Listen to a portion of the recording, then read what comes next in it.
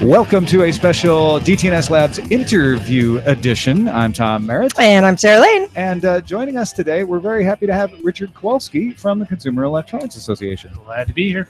What brings you into town?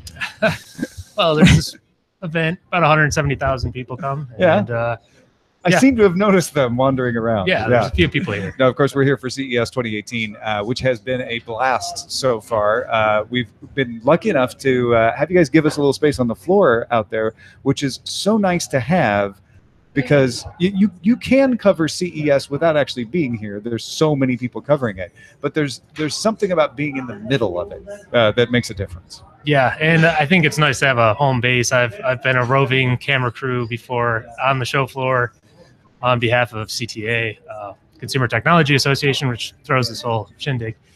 And yeah, it's pretty nice to have a place you can settle down, put all your stuff, and then go out. When you're in Central Hall, that's kind of the most focal point of the whole show. And I think it's a good place to be. Yeah, no, absolutely. We appreciate it. And even more than the location, the bandwidth. And having gone to CES, going all the way back to 2000, nightmare, that I'm always prepared with backups and everything. And it was a dream. Like everything just worked. That's good. I'm glad to hear that. Yeah. I mean, we had a little issue with the power today. Obviously, everybody's heard about that. But that's out of your control. The stuff that's under your control, I was impressed. I'll be honest. All right. Well, I'm glad. I'll bring that back to people back home. So, what does it take to put together something like that? I mean, like you said, there's 170,000 people here. All of them want perfect bandwidth. All of them want power strips and space. Oh, and depending on the booth, certain exhibitors have huge, wall-to-wall displays, and so that it's not just really like, hey, could I have an outlet?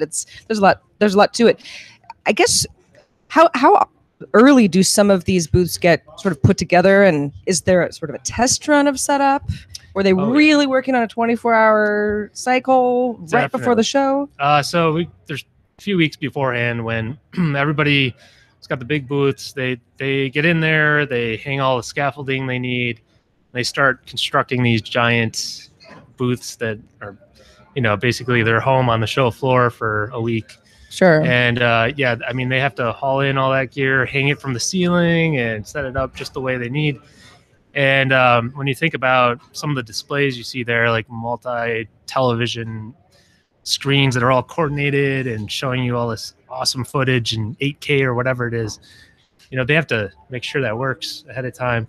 It's crazy to be in here though the night before the show floor opens because they're still unwrapping things and getting it set up. So right up to the last minute, they're getting things ironed out, making sure everything works right. Well, Monday when we were recording our show, Daily Tech News Show, from our booth in Central Hall, there was a lot of work yet to be done to the point where it's like, I know it will be okay tomorrow, but how? How do they do it? People just don't sleep. A lot of coffee. Yeah. I'm sure of that. One of the things I've noticed too over the years, there have been several times when major exhibitors, I mean, going back even to when Comdex went away and everybody sort of looked to CES to kind of carry that torch forward. There have been, Microsoft used to do the keynote. They don't do the keynote anymore. In fact, Microsoft doesn't even have their corner booth over there in the Central Hall. And several times over the years, people said, well, this must be it. This is the time. CES is bigger than one company. I mean, and it just seems to keep growing. How does it stay so diverse? The momentum. Yeah, well, we're fortunate to be in an industry that's always changing, and we just try to make sure we're keeping up on the latest trends, pulling in the newer companies who have the fresh ideas. One place to kind of watch out for is the Eureka Park zone. There's 900 exhibitors there now. These are all startups who have the new ideas. They're coming out with new products, getting them out there, getting the world to see them. And those are ideas that the larger companies are looking at. They're going to bring into their portfolio and try to catch on to those trends. So we're always just trying to keep up with the new ideas, keep everything fresh, and just make sure we're always on the cutting edge. What do the companies say they get out of it? The ones who keep coming back. So this is a global event, and they first of all get global exposure to the media to their customers. This is a great meeting place. I mean, when it comes down to it, this is a trade show. These are business people who need to come together.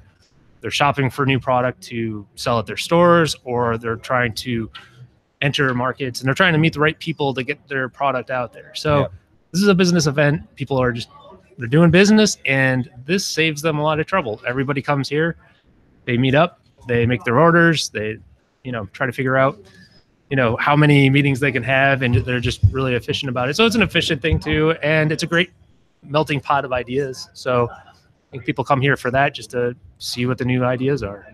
Yeah, a lot of times I talk to folks in our audience who are like, well, why didn't they announce this there? Or why wasn't their announcement better, or this or that? And I try to remind them, like, yes, it is great.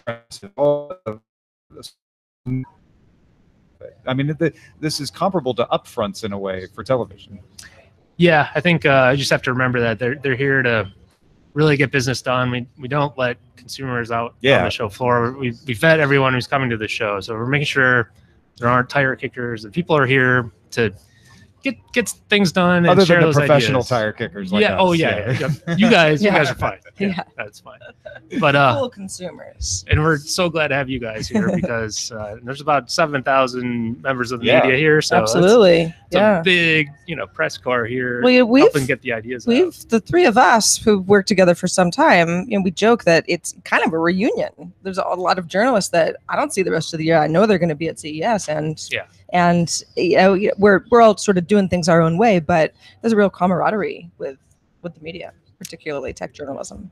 Yeah, definitely. I see people that I only see once a year here too. So it is, like you said, a reunion. Just going back to the exhibitors, and obviously depending on the company, you're going to have a smaller booth or a bigger booth, and some of them are crazy and some are a little bit more straightforward. Have you ever had, what's the sort of strangest request or most outlandish request you've had for a booth where you had to say, you guys can't do that?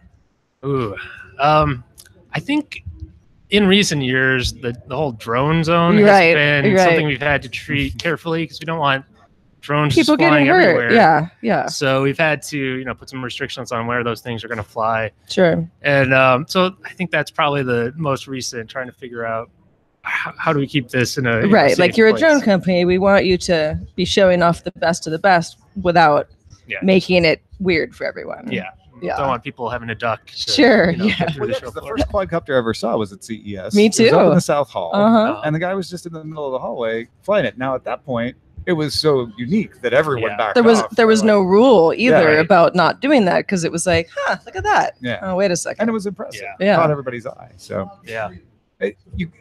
You've taken over all of unincorporated Clark County at this point, like Tech East, Tech West, like you mentioned, the Eureka Zone. And I hear is the LVCC expanding as well? Yeah, in the coming years, they have plans to drastically grow this venue. And I mean, that's the only way we can grow as a show is if there's more floor space, because we're just taking everything we can. We're at Mandalay Bay. For press events, Monte Carlo, Venetian, Sands, you name it. So, well, how do the casinos feel about that? Because I would assume that if your one venue is much bigger and people aren't flocking to some of the hotels and casinos for CES and then staying to have fun for other reasons, they might take issue. I think it helps them a little bit because, it takes a little stress off their venues. Well, I mean, they'll still be booking rooms. Sure. I mean, if it allows us to bring more people into town, right? It helps them. Yeah. As well, so. And I suppose if the entire show is more centralized, that makes for happier attendees. Who have a great time and want to go out and have a nice dinner. Yeah. So if everyone comes here and that's the only place you got to be, then you don't have to wait for the buses and taxis. So we're really hopeful that it's going to help things out. I think it's about time. It's going to take a few years and be quite a project. So where are they going to put it? There's hardly any room around. I don't know the details Yeah, no, of I where know it's you- going to be, but It'll be to the sky. yeah, yeah. Just build up. Build up. Yeah. Only Yeah. half kidding. Excellent. Well, Richard, once again, thank you for cooperating with us. I thank the CEA on our behalf for cooperating, giving us a place on the show floor, and thank everybody for putting together the show. And thanks for talking to us today. Oh, glad to be here. If people want to find out more about yourself or the CEA, where should they go? You can go to cta.tech. That's our main website. There's ces.tech as well, which is about the show itself. cta.tech is a little more about the association, its membership, and what they're trying to do to, keep innovation going. Yeah. All right. Well, there you go, folks. Thanks again for watching our coverage of CES, and we will talk to you again tomorrow.